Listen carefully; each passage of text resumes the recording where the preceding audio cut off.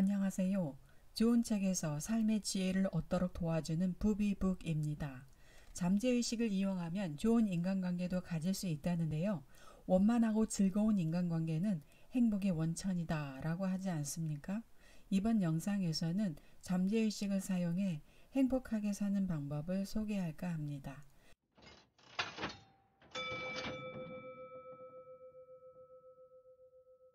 미의 세계에서는 황금비라는 것이 있습니다. 인간관계에서도 황금률이라는 것이 있는데 이는 바로 성경에 나옵니다. 황금률은 태고의 범우주적 율법이지만 사람들은 이 율법을 사용하는 법이나 왜 실천해야 하는지 모르고 흘려버리는 경우가 많습니다. 그럼 잠재의식의 힘이라는 책과 성경 구절을 인용해서 이야기해 보도록 하겠습니다.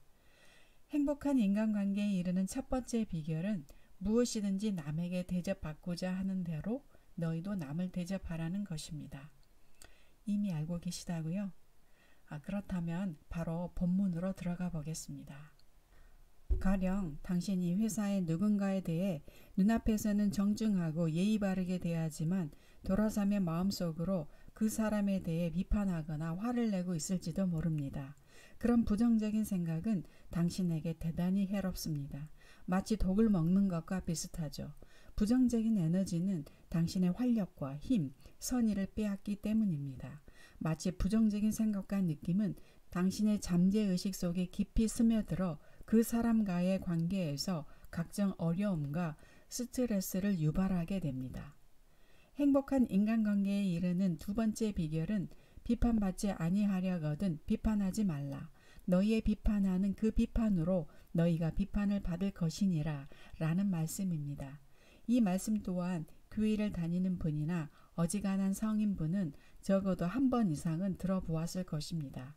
하지만 이 말씀을 어떻게 내 삶에 적용하고 실천해야 하는지 생각해 보신 분은 그리 많지 않으리라 생각합니다. 이 말의 의미를 자세히 탐색하고 연구하여 긍정적으로 사용하는 것이 조화롭고 행복한 인간관계에 이르는 비결입니다. 자, 그럼 이 비결들이 어떻게 적용되는지 책에 나온 두 가지 사례를 들려드리겠습니다. 큰 회사의 비서인 신시아는 회사의 여직원 몇 명에게 몹시 화를 내고 있었어요. 다른 여직원들이 뒤에서 수근거리며 자기에 대해 나쁜 소문을 퍼뜨렸다는 것이었습니다. 그녀는 다른 여자들 사이에서 많은 문제를 겪고 있었고 그래서 그녀는 나는 여자는 싫지만 남자는 좋아요 라고 말하곤 했습니다. 그녀는 부하 여직원들에게 말할 때 거만하고 고압적이며 날카로운 어투로 대하고 있었지만 여직원들이 자신을 공경에 빠뜨려 놓고 좋아한다고 생각했습니다. 신시아를 상담하던 저자는 그녀에게 선하고 긍정적인 기도를 권유하면서 이 특별한 기도문을 규칙적이고 지속적으로 하면 그녀의 불쾌한 마음도 여직원들을 싫어하는 나쁜 버릇도 완전히 사라질 것이라고 말했습니다. 신시아가 사용한 기도는 다음과 같습니다. 나는 다정하고 조용하고 온화하게 생각하고 말하며 행동합니다. 나를 비난하거나 나에 대해 수근거리는 여직원들 모두에게 사랑과 관용과 친절을 베풀어 줍니다. 나는 언제나 모든 사람에 대한 호의를 생각합니다. 내가 부정적으로 반응하려 할 때는 언제든지 나 자신에게 조화와 평화의 원리에 입각해 생각하고 말하며 행동합니다. 라는 기도문이었습니다. 이 기도를 실천하자 그녀의 삶이 바뀌기 시작했고 회사에서 비판하고 괴롭히는 분위기가 사라졌습니다. 부하 여직원들은 그녀의 삶의 협력자와 친구가 되었죠. 신시아는 자신 외에는 아무도 비난할 사람이 없으며 변화해야 할 것은 오직 자신뿐이다 라는 사실을 발견했습니다. 다음은 마음속 험담 때문에 승진을 못한 사람에 대한 이야기입니다. 직장인인 짐은 그가 다니는 회사의 상사에 대해 대단히 화가 나 있었습니다. 이유는 10년간 회사에 근속했고 실적이 양호했음에도 전혀 승진도 못하고 인정도 받지 못했기 때문이었습니다. 상사는 그에게 부당하게 대우하며 때때로 회의석상에서 그의 제안을 비웃거나 그에게 심한 모욕을 주었다는 것이었습니다. 그의 상황을 자세히 들은 저자는 그 원인은 대부분 짐의 마음속에 있으며 너희가 헤아리는 그 헤아림으로 너희가 헤아림을 받을 것이니라 라는 성경 말씀처럼 상사의 행동은 바로 상사에 대한 짐의 생각과 믿음을 입증해 보이는 것이라고 했습니다. 짐의 말에 따르면 상사인 영업부장은 비열하고 편파적이며 심술궂은 사람이었습니다. 짐은 영업부장에 대한 불신과 반감으로 가득 차 있었죠. 그는 출근하는 길에도 마음속으로 영업부장에 대해 비난과 욕설을 퍼붓고 있었습니다. 결국 짐은 자기 마음속으로 표현한 것을 그대로 돌려받게 된 것입니다.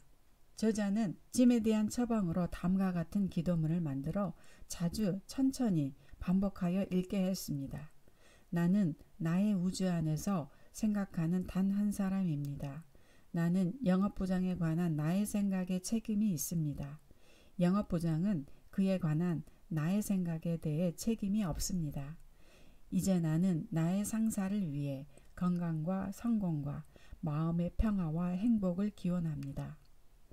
저자는 이 기도문과 함께 짐에게 잠들기 전에 마음속으로 그림을 그리는 것을 습관화하도록 가르쳤습니다. 즉, 그 영업부장이 그의 훌륭한 업무 처리에 기뻐하면서 그의 열정과 그가 이룬 실적을 칭찬하는 시나리오를 만들어 매일 밤마다 마음속에 영화를 펼치게 했습니다. 이것은 점차 그의 잠재의식에 스며들어 각인되었고 그것이 저절로 현실에 나타나기 시작했습니다. 얼마 후 영업부장은 짐을 샌프란시스코로 불러 그를 분과 영업부장으로 승진시켜 축하해주고 막중한 책임과 더불어 급여도 대폭 인상해 주었습니다. 그가 상사에 대한 사고방식과 평가를 바꾸자 그의 잠재의식은 그것을 알아차렸으며 그의 상사도 그에 따라 반응했던 것입니다. 결론적으로 사람들과 잘 지내려면 그 사람에 대한 생각이 호의적이고 긍정적이어야 한다는 거지요. 특히나 상대가 상사라면 상사와 관계가 좋아야 내 직장 생활이 즐겁고 유익하겠지요. 앞으론 직장 상사나 부하 직원이 종종 마음에 안 들지라도 욕하지 말고 늘 잘 되시고 복 많이 받고 행복하시라고 말해야겠네요. 최근에 제가 아는 지인은 이 이야기를 듣고 자신이 평소 관계가 원만하지 못했던 사람에 대해 짐이나 신시아가 사용했던 기도문을 만들어 핸드폰에 녹음을 한 다음 하루에 두세 번씩 틈틈이 들었는데 정말 마음이 편해지고 그 사람에 대한 악감정이 싹 사라졌다고 이야기해 주었습니다. 오늘 또 조셉 머피의 책과 함께 했는데요. 지금까지 내용을 다시 정리해 보겠습니다. 좋은 인간관계를 위해서 첫째, 황금률을 사용하자. 둘째, 나의 감정을 상하게 하는 사람에 대해 축복하는 말로 기도문을 만들자. 셋째, 이 축복문을 반복적으로 읽거나 마음속으로 긍정적 상황을 설정하여 내 마음을 재조정하자. 그러면 어느새 행복한 인간관계로 전환될 수 있다라는 것입니다. 여러분도 이 주제에 대한 다양한 의견과 경험이 있을 거라 생각합니다. 구독자 여러분이 혹시 나누고 싶은 것이 있다면 댓글에 올려주셔도 좋을 것 같습니다. 지금까지 내면의 잠재의식을 재조정하여 좋은 인간관계를 맺고 행복해지는 법에 대해 말씀드렸습니다. 들어주셔서 감사합니다. 부비북이었습니다.